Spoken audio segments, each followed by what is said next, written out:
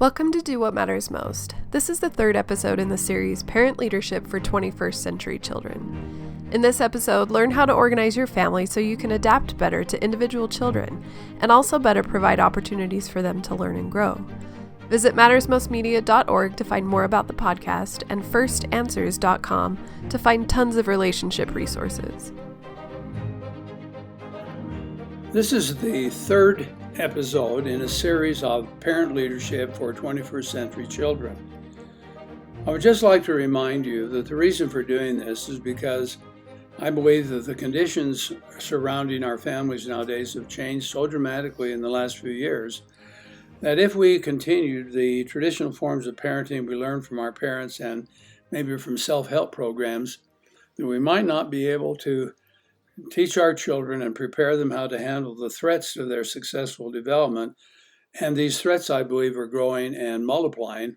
And hopefully we need a parenting leadership program that will allow us to prepare children to be successful when they have to participate in some of these challenges. The purpose of this third episode is to help you understand the elements or dynamics of your family that can be adapted to create a strong family filled with love and happiness, plus a family that is uniquely designed to help every family member belong and grow. You, your children, and your activities make up your family environment. Now, you can organize your family environment by design to some extent. That is, you can use the tremendous influence family membership has to ensure your children, each individual child, can learn and develop qualities that fit their possibilities and also some, maybe most, of your hopes for them. The example of both parents engaging in making their family like this makes it more likely you will successfully adapt to each of your children successfully. I propose that you make your family a learning or a growing lab. Now, families can be viewed as learning labs, which parents organize strategically. This simply means that you go about proactively organizing your families with your children's growth in mind. Now think about it. What do you desire for your children, and what can you see in your children that they need to learn? Could you work backwards and say, let's put these experiences in our family so that the family environment actually promotes their growth and learning? I will bet the answer to that is yes. And all I'm proposing is that we do it just a little more systematically and make it a little more effectively if we can. Now, the reason for this is that the conditions created in people's families are often extremely influential to cementing relationships and many other parts of life. Now, the following is an example. Family scientists believe that family conditions may influence individual children's behavior in certain ways. One of these is when parents impose excessive control and rigidity, which places them in a position of coercive power and their children in a position with less freedom and weakness. Another is when the parents provide very little clear or consistent leadership that can be discerned by other family members. Excessive control by parents appears to create resentment and helplessness, which children respond to with a form of self-destructiveness. And the absence of parental leadership creates vacuums where there are few guidelines or limits, and the excessive ambiguity can lead children to experiment with conditions that harm their growth. So what we're after, or what I hope you're after, is an idea about how to organize your family as a learning laboratory that allows you to implement a form of parental leadership that you like and enjoy and feel confident about and really helps your kids. Now, I've had the privilege of being acquainted with a lot of parents and their children, and I have learned from some who had serious problems and why. And I have also learned what some did to avoid the problems. Now, I've been able to gather information about what parents did to solve problems in their families and what parents did to prevent them in the first place. It's interesting to me that what families did to avoid problems is often what families did to solve them. We're going to share some of what I've learned. To begin with, I've learned that families who avoided problems that other families had and families who solved their problems the most effectively thought about their families in one similar way. They operated as if their families were places of learning and growth, and they put in motion several activities over time to ensure that their children had opportunities to learn and then to grow. Now, there are numerous types of families, each with its own unique makeup. So it's not likely that I'll be able to describe all of them. However, I believe it is appropriate and possible to invite you to learn that your family environment includes, number one, the work or the tasks needed to keep the family functioning. 2, rules that guide, limit, and regulate. 3, parental example and your leadership. 4, the children, of course, who bring their dispositions, their emotions, and their choices. And 5, relationships between parents and children and between children that include communication, emotions, and numerous forms of social behavior.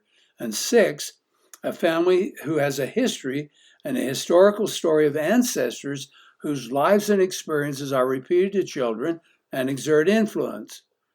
And 7, a family creates traditions and customs which adds influence to children's lives because they are ceremonies. They're ceremonies that represent powerful emotional experiences, such as faith and love and belief in the future and so on. 8, families are recognized as having a place in the community where parents are known by actual association with others and or by reputation. And 9, families exist over time and perpetuate a generation at least, and in this sense, children learn firsthand about. And they learn about time, and they learn about its importance because they can see one generation to another. 10, most families have extended sets of relatives or not, which also brings many different types of influence into children's lives. And last, families bring an information that supports its values. They bring it into the family and they screen out information that does not. Now, we use the term family environment in an effort to describe the reality.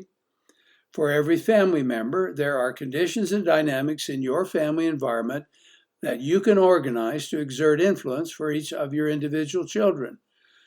And much of this environment can be organized by your design.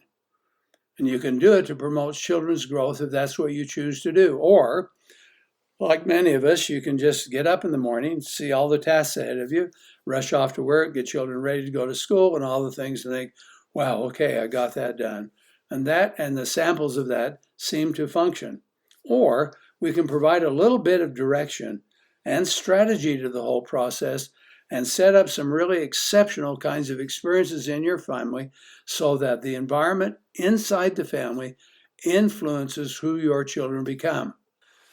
I would like to point out something that you already know, but just for remembrance's sake, your children do not have exactly the same experience in your family. Older children, for example, will have a different experience than younger families, but they will also have some that are very similar. And the fact that these are similar and often very profound link the children together by virtue of them having the same or similar family experiences. So let's begin. How would you organize your family, so that it begins to be a learning lab? Well, imagine, first of all, that your family is a zone of growth. Families are structured so there are some individuals who are more wise, more highly developed, and more mature in several areas. We hope the parents first and then older siblings. Families are also places where there are individuals who are less well developed and less mature in most growth areas. Now, this natural condition provides something known as what we call the zone of proximal development. This name was proposed by a Russian psychologist, Lev Vygotsky. It means a place of living and experience where less educated, mature, or learned people are brought into frequent contact with those who are more advanced. Now, I want to give you a familiar example, which is a little shocking to some people. Years ago, schools, public schools in particular, would take children who didn't learn well or who had some disabilities and put them all in the same group. And they didn't progress. And so when they began to ask questions about that, they discovered that it would be far better to put children in the mainstream so that they would be around examples of growth that they could work toward. Change was more rapid in the children who didn't learn as well and in some who had cognitive disabilities. So, for example, you could arrange for those members who read well to read to and teach those who do not. You can demonstrate a calm and patient demeanor and ask for family members to display similar emotions. You can ask older family members who have experiences outside the family to return and inform others about their successful and less successful experiences. Children who are younger can learn passive success and those of failure. I'm one of the youngest in my family, and I'm so grateful for the opportunity to learn from my older siblings. They're wonderful people, but I didn't want to do some of the things they learned. And then it's also true that parents and other family members can learn several different displays of love and kindness and gratitude, integrity and compassion, and then display them in the family and invite informally or formally everyone to learn and display them. So because we're in a zone of growth, we can use the family to help children naturally. Those who are less mature learn from those who are more. So the next things that we would do after persuading you to see your family as a zone of growth is to consider what the idea of growth could and should be. Now, I'm looking for ways to help you make your families even more effective than it is now. And the reason I'm doing that is because in my vantage point, I believe that a lot of parents are doing wonderfully well in a lot of areas, doing things well, but they're not adapting to a lot of things that children are facing in the environment around them. And these things scare me. And some of them are just heartbreaking. So having been motivated by all those experiences, I'm trying to say to you, please take a look at what you could do to improve your leadership in the family. And one of those is to make your family a learning lab or a place where kids can grow. Now, for example, what do we need and why do we need it?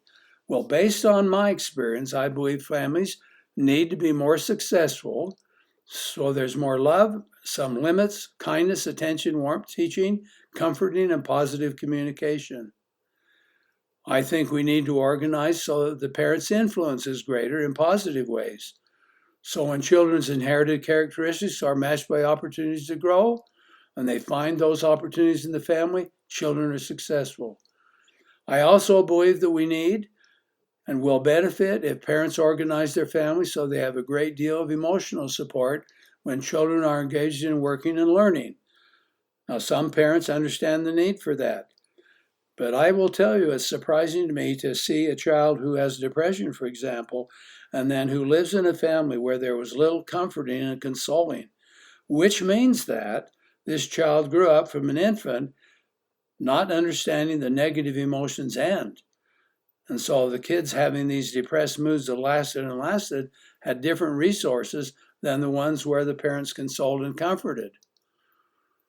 It is also true that children appear to grow more when parents can deliver to the children honest information about what children need to learn and do. Some parents are just frightened to say to the child, you're not good enough here and you could be better there, and then spend time teaching them how to be better. I also believe that we need a situation where children have higher morale for their family, so that when what happens inside the family motivates them and influences them to achieve success outside the family. I'm surprised, often unhappily surprised, at the number of kids who do not see their family as a significant point of reference for them. That is, they're doing things without concern for their family. I just think it is better if children honor their parents, feel close to the members of their family, and the families exert influence on them. I also will say that in the 21st century, children appear to benefit a great deal when parents' examples match what they tell their children to do and learn, and what the children are expected to learn. Quite often, we'll be busy saying to a child, stop that and get off and do that, without saying to them, hold it just for a minute. I want to show you what you need to do in this circumstance. And when I've seen parents actually adapt and do that, they'll come back smiling and saying, well, I don't understand why I never learned that, see, from the beginning. Well, okay, it is also true that families can be ineffective and potentially harmful. Sometimes the conditions you put into your family do not match the qualities or conditions that children bring or need. For example, if the family is in a rural area and few people surrounding it, but you still create a ton of restrictions, you may find out that your children resent what you provide.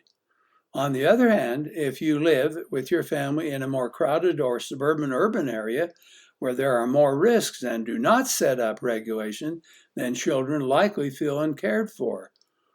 This sometimes happens when adopted children with a different set of genes are trying to live in a family where parents and other children possibly require a different type of family, and it's not a good match for what the children bring. I remember one time talking to some woman I hadn't seen for several years who went to the same high school, and I was making a presentation to a conference on parenting, and afterwards she said, "Could I talk to you?" And she began to talk about her children. And she talked about the oldest one, and this one had some real terrible issues for the mother. The second one did, and the third one did. And she was weeping over it and say, "I don't know what to do." And I asked this question, "Are these children adopted?" And she said, "Yes, all of them are." And I said, "Well, would you please consider that they're bringing a different genetic code, which means their emotions might be different, their mental processes might be different, and therefore, instead of thinking of yourself as a terrible parent, what you could do is let's go focus on these children a little, observe them, and see if we can make some adaptation to them." I will always remember the smile on her face when she learned that the problems with her kids were not because she was a bad mother. So now the question is, what's the conclusion so far? It appears that families are influential and can have both positive and negative effects.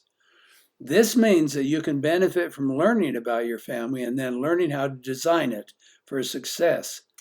In my experience, failure to do that means that you are gambling that what you do in this age will be best for your children without actually using the potential of families to best help your children. But if you will design your families to grow your children, your design can add power and your abilities to succeed with children can be even greater. I hope that you do that. I hope you take a look with your family and saying, how can we use the rules? How can we use the work? How can we use our example?